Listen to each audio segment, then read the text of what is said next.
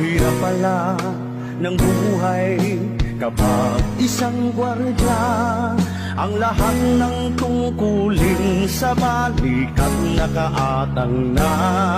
Pag kunting pagkakamali mo lang, mapapagalitan pa. Kaya ang trabaho ng isang gwardya, hindi basta-basta. Sabihin mo'y gwardya ka lang, huwag ka namang ganyan. Di mo ba alam, sa buhay nila may panganib na nakaabang.